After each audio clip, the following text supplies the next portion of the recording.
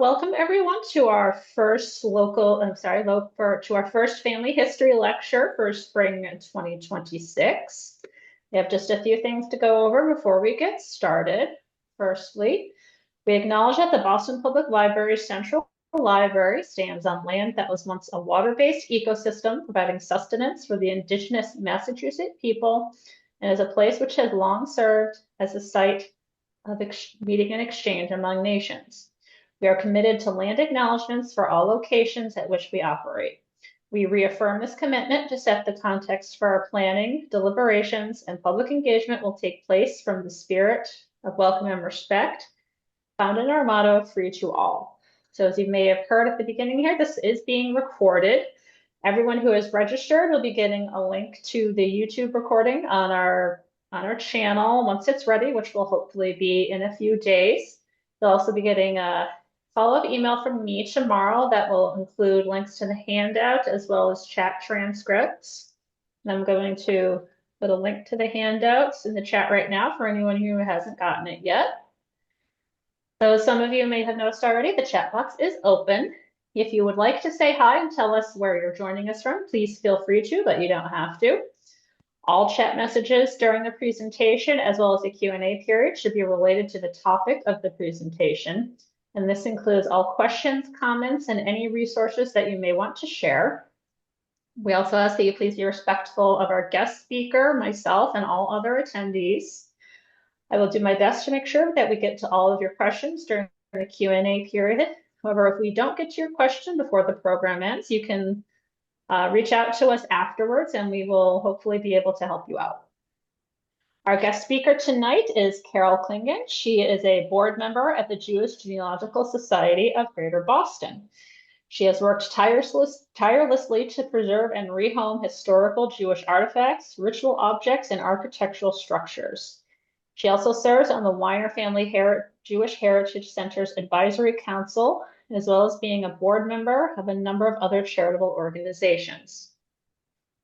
So there are several handouts there. That's why you don't have to download them all. So you can take a look at them in the Google Drive link I just put up and download whichever ones you want to download. All right, so the topic tonight is Introduction to Jewish Genealogy. And with that, I will hand it off to Carol. Hello, everybody. Thank you for coming. I was just telling Jesse while we were waiting that how much time I spent in the Boston Public Library doing research, certainly in the days before Zoom, but even in the days before really computers. It's a place I hold in very high esteem, and I'm glad to be here. This talk is going to be an introduction to Jewish genealogy. I'm not going to teach you everything about how to search. I'm going to tell you how to get started and mainly, I hope, give you an idea that this is a really exciting pursuit and you should want to do it. And that would make me happy if you came away feeling I got to get involved in this. The Jewish Genealogy Society of Greater Boston has several hundred members, and we do program meetings and we give one-on-one help, and we have in-depth classes, one of which is actually happening tonight.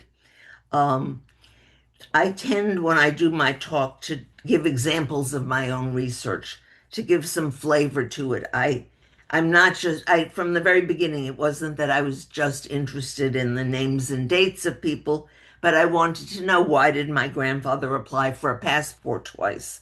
Why did one sibling stay behind and one left? Why 11 of my grandmother's siblings settled in Vermont and one went to Chicago? And I actually did find the answers to all of those things in the course of my work.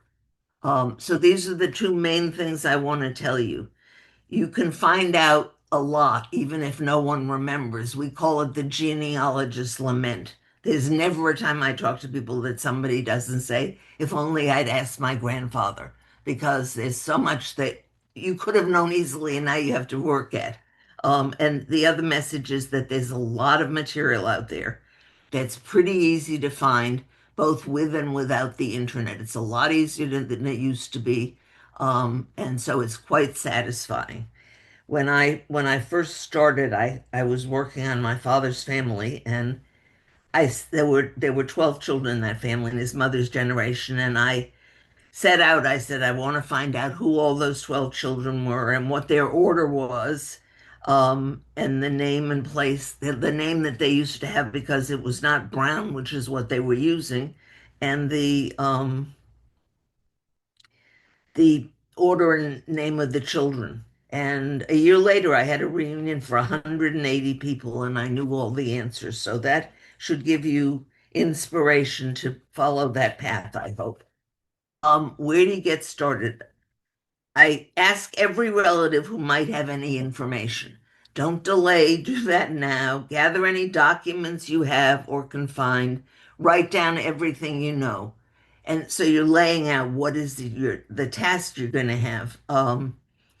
And you'd be amazed how much there is. My grandfather used to have pictures with writing on the back, and they were in Russian. But guess what? I found out the names of a couple of his sisters from that. Oops, I went too far. So I'm going to go through with you the kinds of records that are the most useful for beginners. And I will start in the United States where the records are most available. And if you do go through the American records, you will find the information that's important to get to your European roots, if that's your desire. So I'll go through these each in turn and tell you about them. I don't have to read them off. Um, so the first kind of record is birth records. They usually give the maiden name of the mother. Sometimes they give the birthplace of the parents, and they are available in the city of birth and sometimes also in the county or the state. This is a record. When I first started, I went to Burlington, Vermont, and I spent a week sitting in the city records office, which you couldn't do anymore. I mean, first of all, it's all online, but secondly, they don't just let you go in and hang out with records. But I sat there, and my father had 44 first cousins from all these people. And I wanted to know what was the name of this family and what was where did they come from? This was the 43rd one I found. And you'll see on it that my father's uncle, Harry Brown, told told us that he came from Kovna in Russia, which is in Lithuania, and that he was from a place called Navardic, Russia, um, which is actually a place, and it is actually where they came from. I still don't know the name, but this was a huge breakthrough, and it was just sort of shoe leather, as it were. Um, Marriage records also usually contain the names of the parents, and they're also typically in city, county, or state records. This is my parents' marriage record from 1937, and I'm showing it to you because I want you to see how much is on there. That there's my mother's name, her maiden name, my father's name, his parents, and her parents. In the case of her parents, the name is shortened for the father, and in the case of my father's parents, his mother's name was not Brown, but I didn't know what it was. But my grandfather was Harry Eisenberg. So right away, you've got a whole generation on that page. Death records is especially important in some particular ways. There's a record set called the Social Security Death Index, which stopped coming out, as far as I can tell, in 1914, thanks to our government. But it gave you a record of every person who ever drew Social Security and stopped.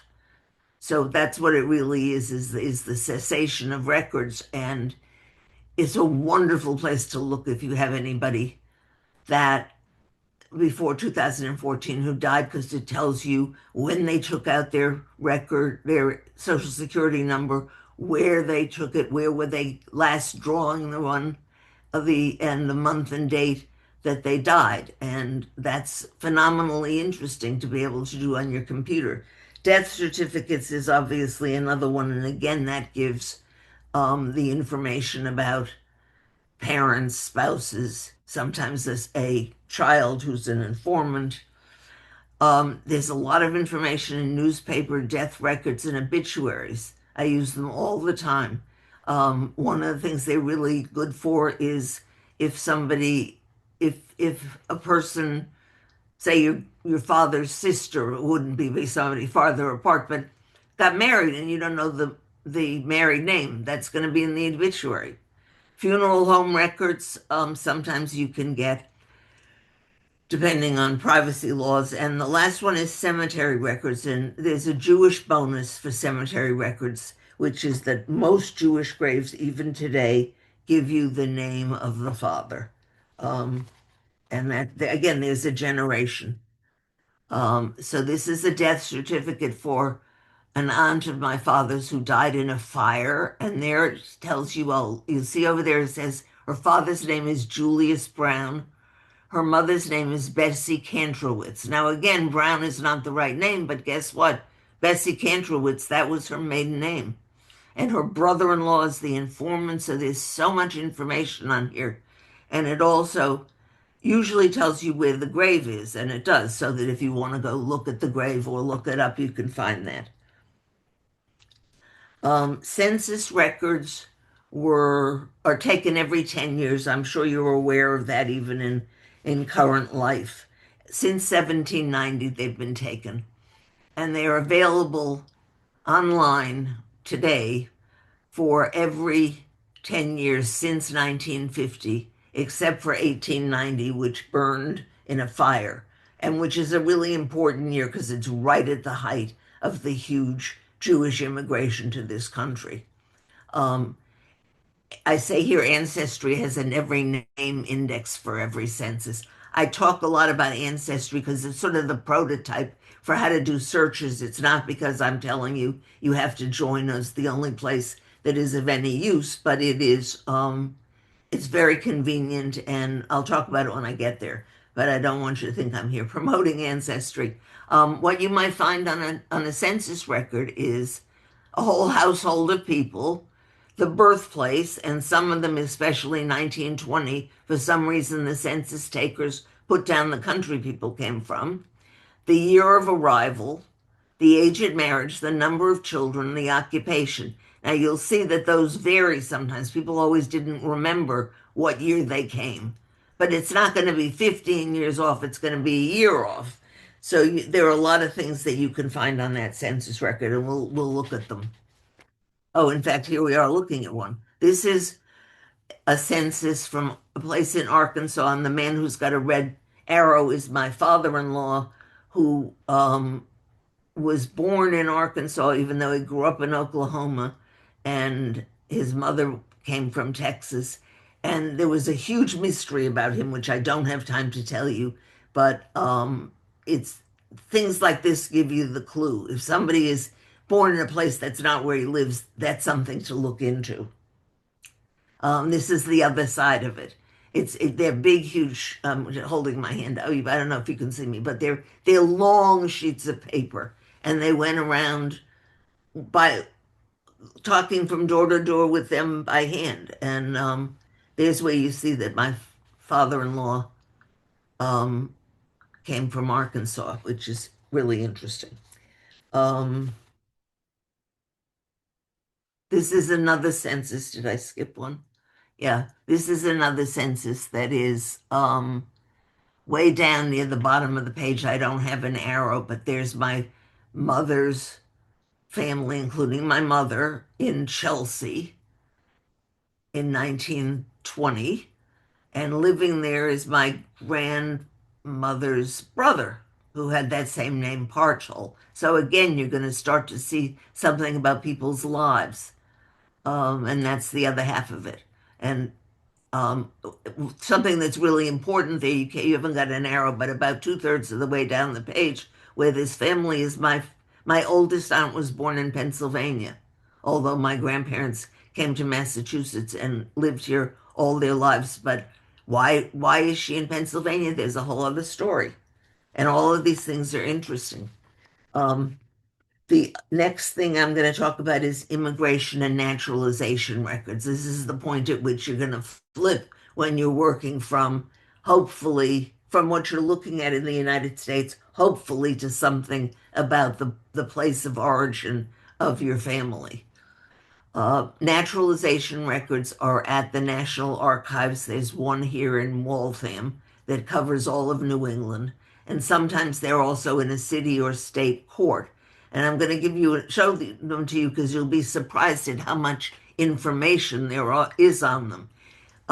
In 1906, the government standardized them so that there's a lot more information on a naturalization after 1906 than before. The ones before are pathetic, and they give you a date and maybe where the person came into the country. But look at what the ones afterwards came. This is a declaration of intention. Past the passport procedure, not the passport, but the naturalization procedure had two parts, and it took you had to be in the country a total of 5 years to be naturalized. But they Jews would take out what they called first papers, which is, you probably don't hear that very much anymore, but you would have heard it from older relatives. They they say, "I'm here. I'm planning to stay. I've been here long enough." Here he tells where he was born, where he's doing this, where he came from. This is the right information. He arrived in Philadelphia, tells you the name of the ship he arrived in, and that's going to give you something really valuable. So everything on here is really important. And this is his final petition for naturalization, where he's waited the right length of time. Sometimes they're typed, which is a blessing. But again, he's telling you where he came, what the name of his ship was, and he's listing all his children now, who had emigrated or immigrated between when he came and when he took the final papers. And there's a story in the family that he just drove his brother crazy asking for a ship card, a ticket, until he got it. But that's so important, the information on here. I would just tell you when you get something like this, I write down everything. I'm a real paper person. But note all of the facts here because they're largely going to be accurate and they're hard to find other places. Um, I lost my place. Hold on one second. Oh, so if you've got the naturalization record, and you can do this another way, but if that's the easiest way to do it, then you're going to try to find the ship that your person came over on, which is going to be a link to where he or she came from. It's likely to tell you the name of the town, not always. It tells you in many cases who is the closest person, the person left behind, and where the person is going. So very often it's going to say to you, "I'm going to my brother Charlie in Chelsea." And there you might not know he had a brother Charlie. So there are lots of records for this. There are lists of ships from Europe. There are indexes of passengers from the Russian Empire and also by major port arrivals to New York, to Boston, to Philadelphia. Galveston was a big entry point. You can find these on Ancestry, on the Ellis Island site itself, and at the National Archives. And there also are other records which are really useful, which are departure lists from various ports.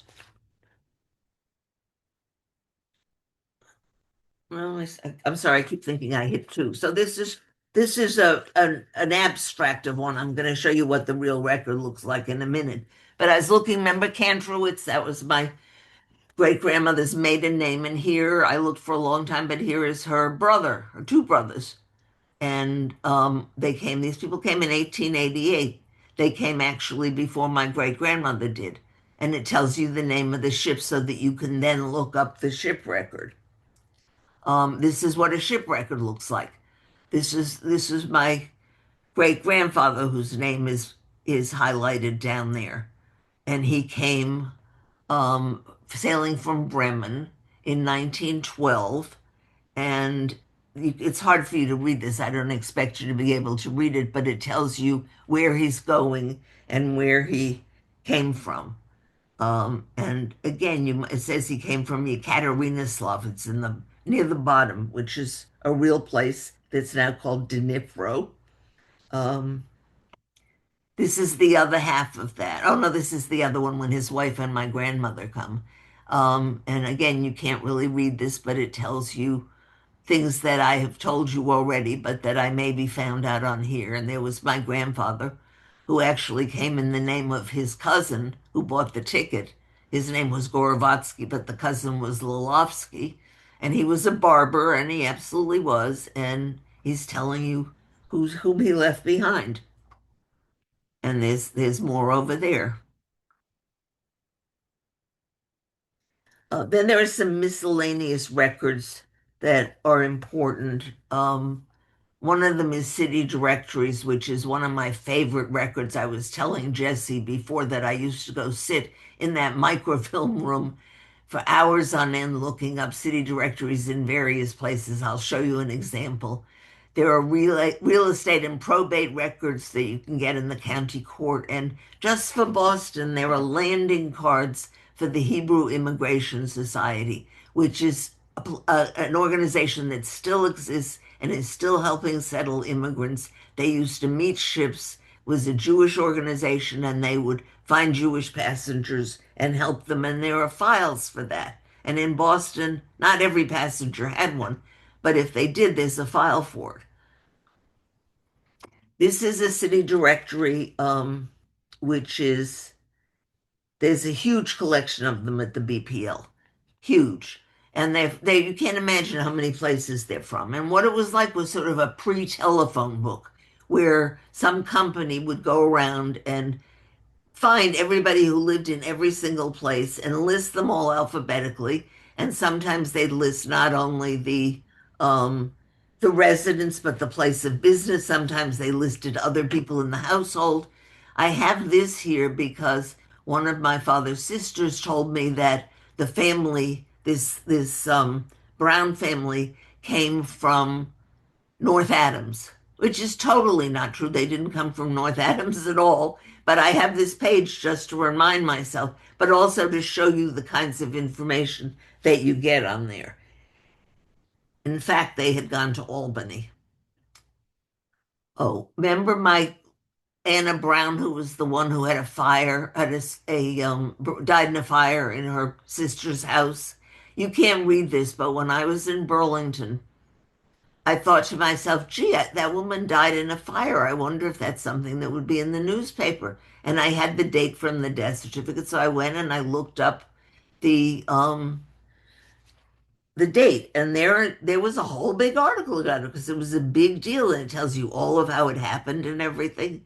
Um, and the other thing that's important about this is that I was sitting in the Burlington Public Library, and a man came over and he looked over my shoulder and he said, "Are you researching the Jewish Browns from Burlington?" And I said, "Yes." And he turned out to be my second cousin, and he was the research librarian in Burlington, Vermont, which was very helpful to me as I used to be able to write and ask him to send me stuff. So it's something I'm very attached to as a story. Now I'm going to switch from the what kinds of records you can get to where you can get them. And again, I will go through each of these in order so that you at least have a sense of what you can find in these places.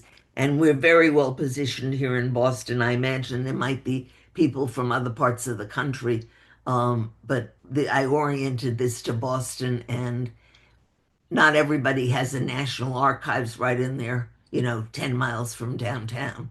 Um, Although all the states have state archives in some form or other. Excuse me a second. Wow, I don't have my water. Okay. So again, I'm going to go through these one by one. And after that, here are major online research sources. And these are, of course, more important than they were when I started this 30 some years ago. And again, I will go through these in order for you. The first one is Jewish Gen. If you're not writing anything else down, write this down. JewishGen.org. It is the site for Jewish genealogical records. It's basically a place where vast amounts of data has been obtained and transcribed and translated and put online. And it's got a lot of wonderful things on it. I mean, I use it every day. So I would say to you, it's free, although sometimes you have to pay a little bit for more advanced stuff. But just these are some of the highlights. There's a thing called the Jewish Gen Family Finder, and in that, people put in my family was called Brown and it was from Albany. Well, that's not the right example, but when you go to a conference, a Jewish genealogy conference, you go around and you look for people who have the same town and the same name as yours. Tons of people are going to have the same name. Tons of people are going to have the same town. You want to get the match of that. And that's I use this a lot. I'm always finding people who are researching people I don't know. I'm doing research for somebody, not myself, and I see that here's a person who maybe is a cousin of that person, but I write and I say, well, can we share notes? The family tree of the Jewish people is a something that's intended to be one single tree for all the Jews that ever were. It has some interesting stuff in it. It is obviously not going to get to that objective. There are special interest groups. They're both general and regional. So there are groups for Poland, Lithuania, Bessarabia, the Yiddish theater, rabbinic lines, and those are made up of volunteers who work on acquiring these records and making them available. And so some of them are very in depth. I was working on a family from Kovno, and I wrote to the person who's in charge of the Kovno group, and I said to him, there's some people I can't find. Are there more records that aren't on here? And the answer was no, we have every single record that's available for Kovno, which doesn't mean that they have every single record that ever existed. And then there are databases for things like cemeteries, huge, huge. It's like Find a Grave, which you probably all know, but there's something called Jobar, which is the cemetery database, and a lot of them have pictures of the graves, and a lot of them have transcriptions of what it says um, on the grave, including the name of the person and the father. And I just see a typo here that I never noticed before. Apologies. So this is what the homepage of Jewish Gen looks like. And this is kind of their first menu where you can get anything you want to find. And so there are drop downs there. And this is the drop down for um, the one that's called research. So it shows you some of the things that I was talking about. All you have to do is sign up, go online, drop down, and you have access to the entire um, database of cemeteries that they've ever done, which is a ton. It says here there are 7,500 cemeteries in 128 countries. And then there also are the places like the Belarus list, the Latvian list, things like that. Excuse me. I just have to get a little water. I apologize.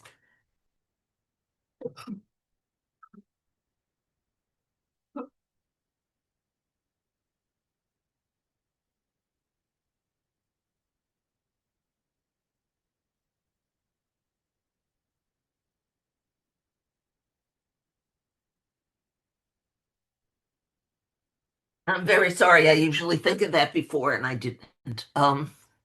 Let's keep going.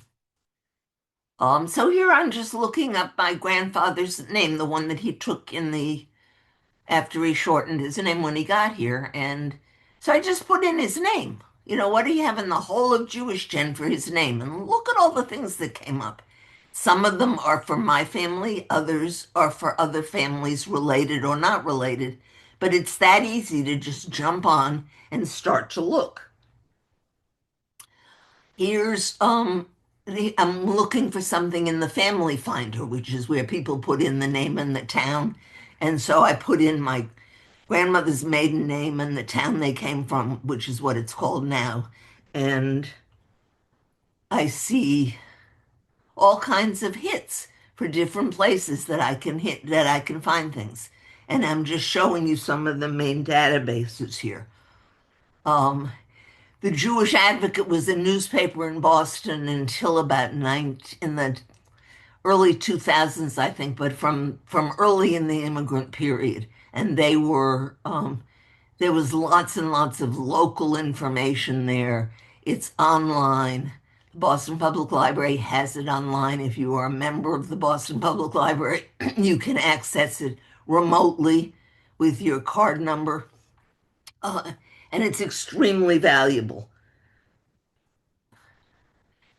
Here I'm looking for Goroff, and you see there's my great grandfather with the red arrow, Nathan. We saw him coming in, and now here he is. This is his obituary in 1931. And from that, I took the opportunity to go see if there was something in the paper. And there it was in the Jewish Advocate. And it tells you, um, this is every time I read this, it surprises me. He's survived by two sons, Samuel, which is my grandfather, and Jacob in Russia. And I sometimes see that of relatives that are in Russia that you wouldn't know who they were otherwise. Um, this is what the Worldwide Burial Registry looks like.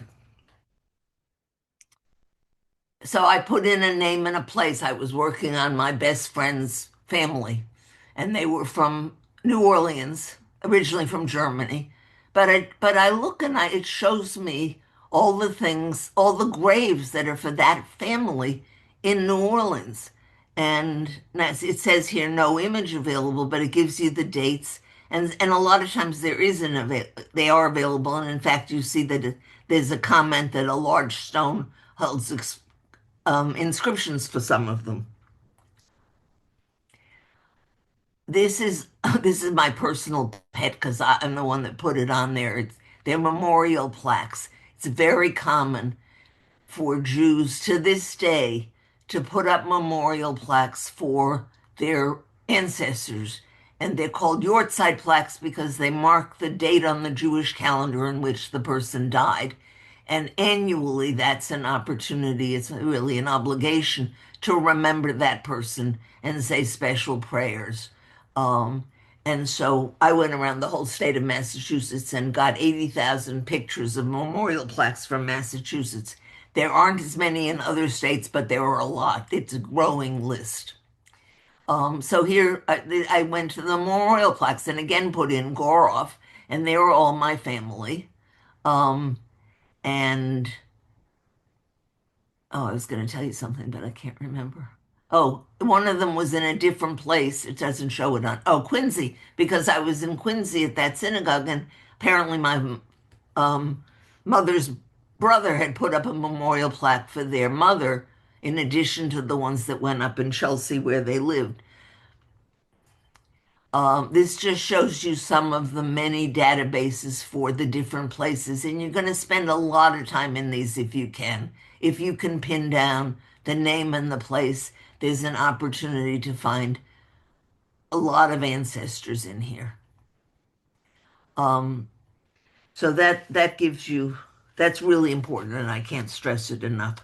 Um, Now I'm talking about Ancestry.com, and Ancestry.com, as I said, is just a the typical online database that has um, a particular way of searching, and most of them have the same way. So if you learn this one, um, you know how to use the other ones, which I'll tell you about later. But they've got on there all the censuses, the Social Security Death Index, a ton of passenger lists, many state and vital and city vital records. So nowadays you can go and find birth and death and marriage records from particular places around the country, and you do that by searching. The first search screen has a map, and you click on Massachusetts, and it'll tell you all the Massachusetts records they have, and you will just be floored. They have military records. I'm going to show you one, and they have family trees. This amazes me every day. The most extraordinary number of people have put their own family trees on Ancestry.com and other sites. My family tree is on there. All that work that I showed you from my father's family and my mother's family is on there. And sometimes they're private, but many, many times they're not. And there's a way to look at something and ask the person a question. So I just wrote to somebody the other day and he had a lot of information that I knew, and then he had one part of information I didn't know, but I could see that it was right. And I said, how did you find that? And what made you think to look that up? Um, and so that you will see an example of that, but that's something as the Jewish Gen family tree has the same thing. Okay, this is what the ancestry page looks like. It's very big on DNA these days. I'm not going to talk about that very much, but they want you to know right up front, guess what? You can do your DNA here. In the Ancestry, in the whole of Ancestry.com, these are some of the records that are of Jewish interest. And I've mentioned some before, but just so you're thinking with that hat on, if you're doing Jewish research. So the census obviously is one, because every person in the country, somebody is ringing my doorbell. I have no idea who it is. I'm home alone. Um, and immigration records, lots of ships and citizenships, military records, World War One and World War II. I'm going to show you those. A lot of those phone books are now online. There are vital records from many states and the Social Security Death Index. To some extent, I'm repeating myself because I'm just trying to come at it from all sides so that you get the totality of it. So that's just there's a part right at the front where they sort of have a Jewish section that's highlighted. And here again, there's some records from Jewish Gen that are on Ancestry and will be free as long as they're on Ancestry, where other things cost money. I'm apologize, but I don't know who is ringing my bell. I'm gonna just have to go in case it's an emergency. I'll be right back.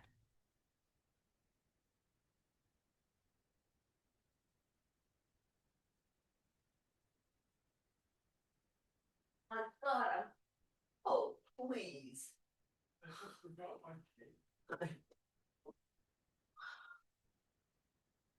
My husband forgot his key. If that's a good reason to interrupt you, decide for yourself.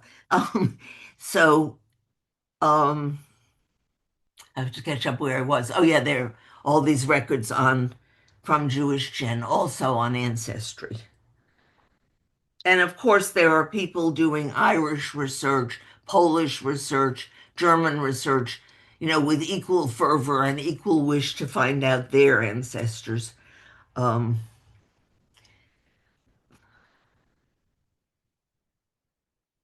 so this is what the main search screen starts, and you literally can just put in a name and see what they have, but it's much better to do something that's more targeted. Um, so here I just put in my father's name. And I'm just showing you that all the things that I got there, some of which are for him and some of which are not. But look, in just one click of the button, I get all these records. And here are some of them. There's a little more about them, so I can see that the Isidore Eisenberg, who was born literally 2 months before my father, came from Buffalo, not Boston. But some of these are mine. This I'm giving you a little advanced secret, but um, Brown turned out to be Burkowski was the name, and I put that in just looking for their ships, and there they are. These are the one on the bottom is the woman that I was named for, um, and she's my father's aunt.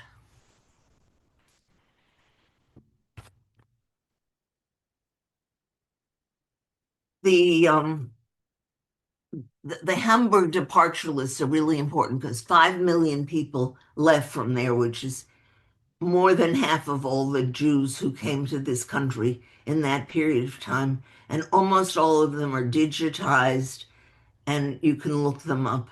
And sometimes it's easier to find passengers on the departure list than on the arrival list. So here again, I'm looking at departure lists, and there are my Borkowskis again. Sometimes there's more than one way to find something. And there were more of them, and they came not just in um, one trip, but in many. These are some records I'm extremely partial to. I'm telling you all my secrets. Um, for World War I, every man who was born between certain ages, which is something like 1890 to 19 whatever, had to register for the draft. And there are an amazing number of these draft card records of people who didn't serve in the service, people who did, but they give you a lot of information about them. So this is going to be my husband's grandfather, and there he is in Oklahoma, and it tells you that his next of kin is my father-in-law, which is a whole story I haven't got time to tell you, but trust me, it's really interesting, and this was dramatically important in doing that search. Um, Here's the Social Security Death Index. Remember I told you about that? That lists when people got stopped getting records and died and where they got their cards. In this case, it was Massachusetts. Okay, this is a way to look up Ellis Island records, another way. There's a man called Steve Morse who was um, an engineer. And when Ellis Island came online, he went to look for something and he said, "This is so stupid, this search engine. I can't tell you." And he stayed up all night and he did an interface for it that is still in use. And from then, he went on to do the same thing for tons and tons of other sites. Um, and some of them that are important to Jewish records are immigration records, obviously, because that was his first thing. But he's got the census record.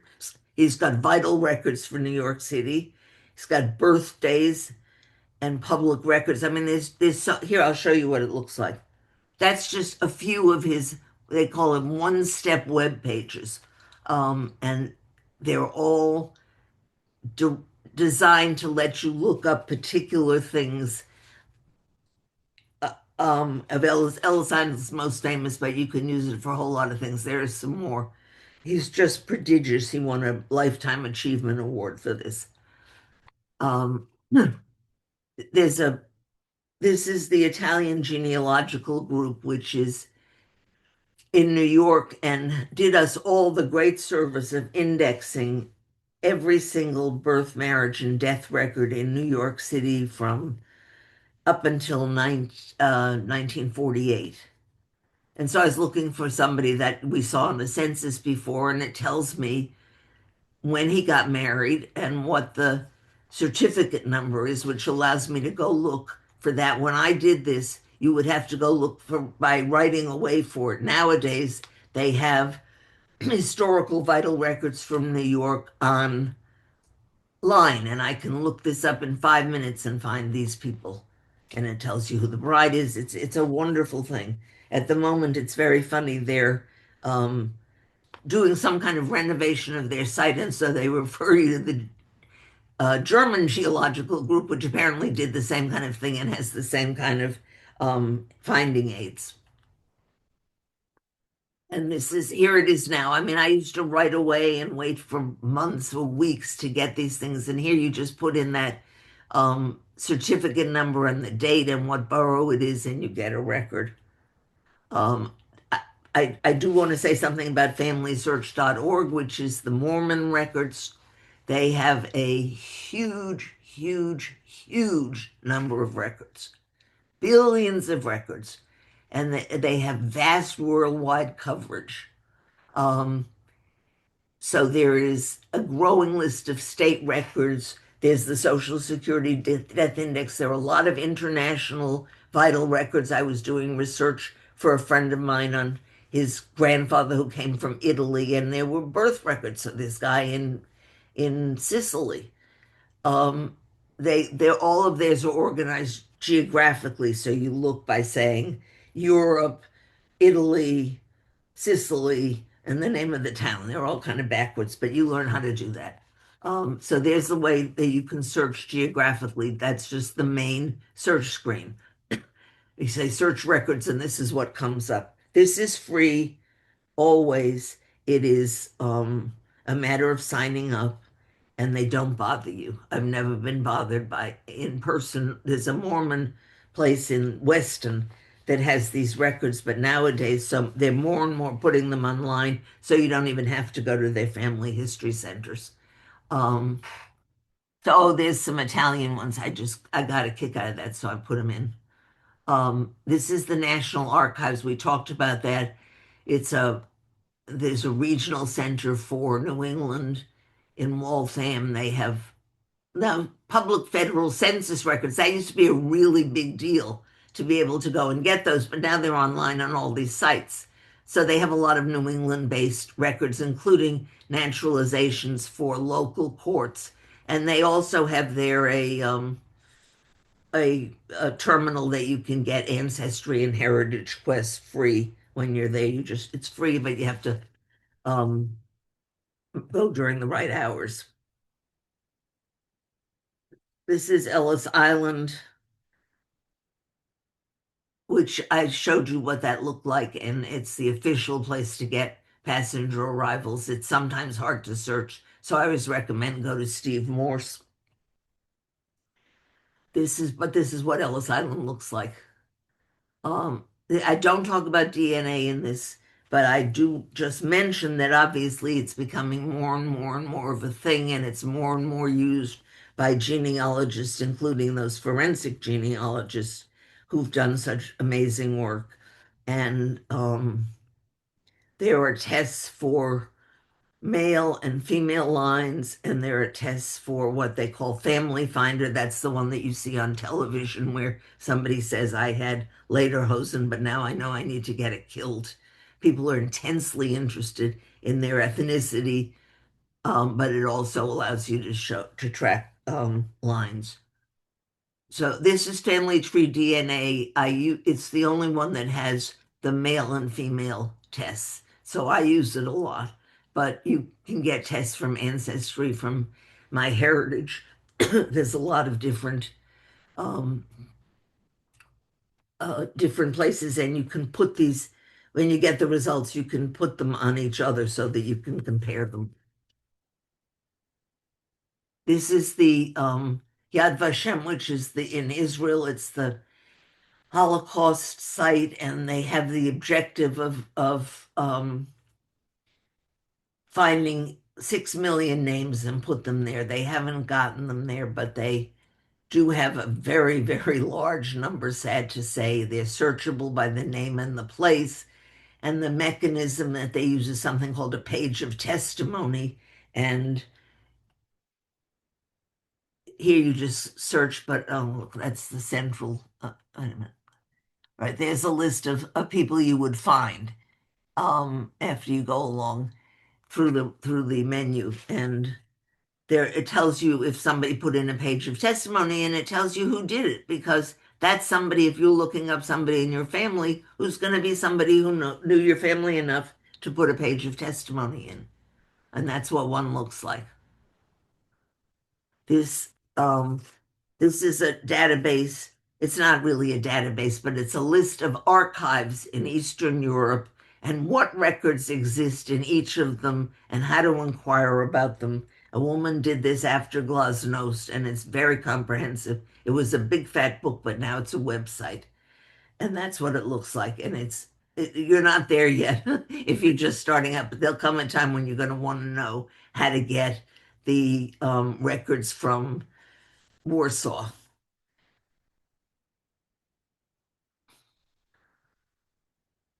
And these are the public member trees that I talked about a little bit before. There are tons of them. I take them with a grain of salt, but they certainly are directionally useful. And if I find something there, I check it myself. But very often people have things that are hard to find and they've put up there. That's how you search for that on Ancestry. And here's one of the people I looked up from a tree that I was working on. So that now I'm done. I barely made it. I hope, and I hope we still have time for questions. Um, but I again want to stress to you, you can do this. It's fun, it's exciting, it's so much, you get so much information, you meet relatives you don't know, you hear stories you didn't know. And so, I urge you to take what I've told you and hopefully it's useful enough so that you can get started and you'll never be sorry. Oh, that's just my card. Never mind. Um, that was for another presentation. So I'm going to stop the share. Okay. Great, thank you Okay. so much. That was a lot of great information. So we do have some time for questions if anyone has anything. So so we'll just give folks a couple minutes. So while we're waiting, so there are a bunch of handouts. I'm gonna pop that link into the chat one more time. There are several there, so they're in a Google Share Drive, so you'll be able to access that for about 30 days, I think is what I set it to. Okay, so let's see. So we did have one comment earlier. Looks like. So Ingrid said hi from Brooklyn. My grandfather was also from Lithuania, from Kruk, Kruk. I'm probably not saying that right. Merge. Yeah. Okay. So Ben Okay. has a question. He's asking, my parents are from Israel, my grandparents are from Iran and Iraq. What resources would you recommend to access records in Iran and Iraq? That's not something I know a lot about. There is a group called IGRA, the Israeli Genealogical Research Association, that has a lot of records from Israel. I'm not an expert at all in Mizrahi or Sephardi genealogy, but it must be true that there are groups that work on that. Um, and there certainly would be records on family search. Um, that would be, I don't know how robust they are, but it certainly is worth looking. Um, but I'm sorry, I just can't give you much more help than that. Yeah. So But just to hope I will reiterate, give you. yeah. So just to reiterate, yeah, there's genealogy groups for literally everything, and a lot of them are on Facebook. So if you just do a search in there, That is they'll also true. I never think of that, but you're right. yeah, there'll probably be someone who can help direct you to where to go. Well, there also So are groups that translate Yiddish and Hebrew, on Facebook, and there are groups that have, you know, information about how to do searching. She's quite right. I should put that into my talk. I didn't even think of it. yeah.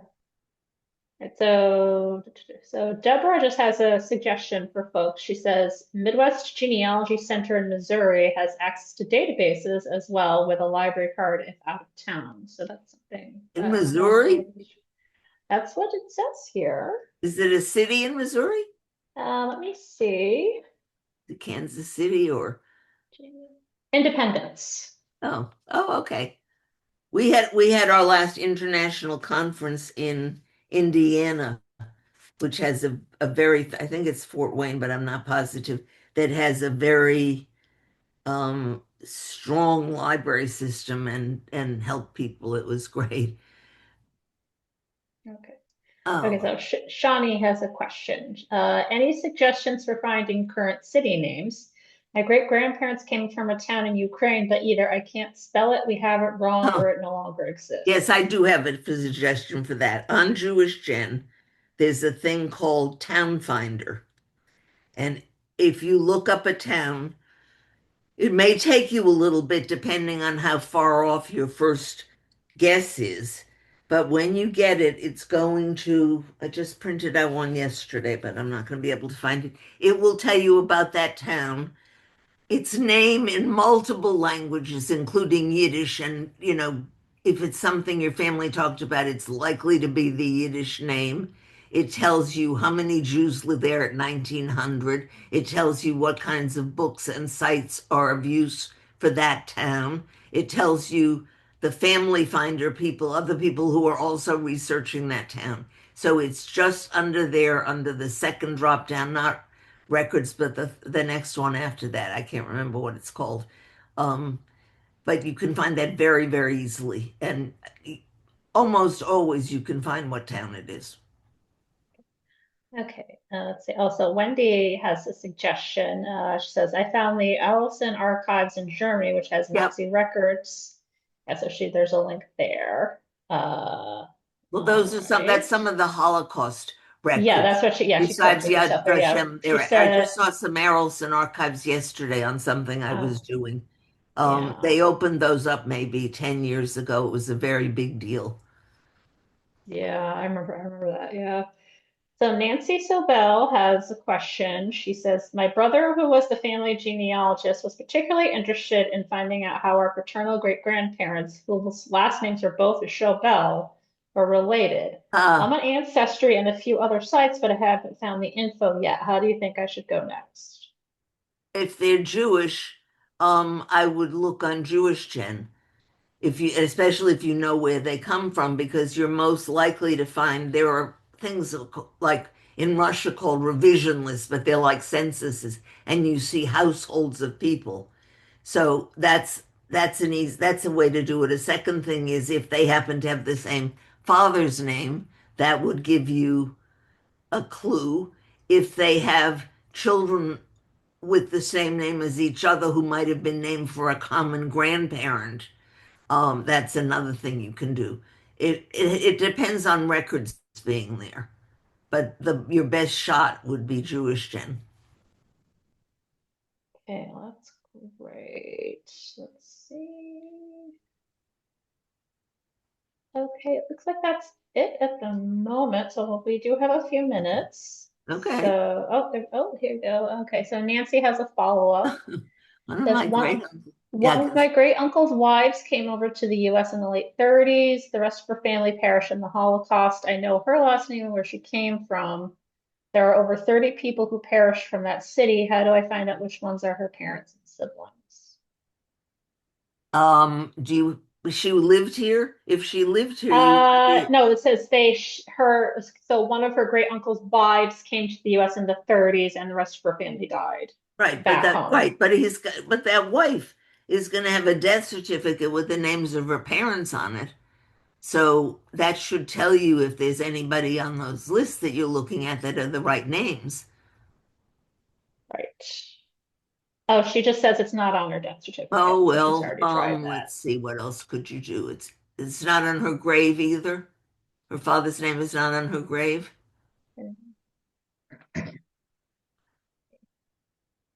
No, okay. And if there's nothing on her manifest, then I'm not sure I can think of another way to do that. Okay, so that's again a case where you might want to just try reaching out to see if there's any genealogy societies that study the area where she came from to see if they might be able to help you out with that. Okay, let's see. And to look and Okay. see if there's a page of testimony at Yad Vashem, because people have put in things and there may have been some relative of hers who put in for their family. That's true. Okay. All right. So it looks like we might be winding down. So Okay. we'll become. So thank you once again, Carol, for Oh, joining it's us my this pleasure. evening. You can see that I love talking about this. I just can't talk fast enough mostly. That's But that's I okay. hope you will look at it again if you can't remember everything and get started with some of the things that make sense Right. for you. Yes, exactly. So as I said at the beginning, this was recorded, and everyone who registered will be getting a link to the YouTube recording on the BPL's channel once it's available. You can also check out the genealogy playlist there, and everyone will be getting a follow-up email from me tomorrow that will have a link to another link to the handouts in case you missed it. Also a link to the chat transcript, so if you missed anything in there, you'll be able to catch up. And so thank you everyone for coming. Okay. We're grateful that we can do all these things for you. And they're also in the email tomorrow will be more information about our upcoming programs. Next Wednesday, I am teaching a class on how to research your female, sorry, next Thursday, I'm teaching a class on how to research your female Ah, ancestors. If you're interested in that, there'll be information about that in our email tomorrow. So thank you again, Carol. I well, hope you have thanks a, of again to the library for sponsoring this. course. It's a wonderful place that I've had a lot of happiness in over the years. Yes. Thank you. We appreciate that. And Okay, we love having you. And thanks to everyone who okay. came. I hope everyone has a good night and Thank you. happy spring once it Thank you. starts. Bye bye. Bye bye.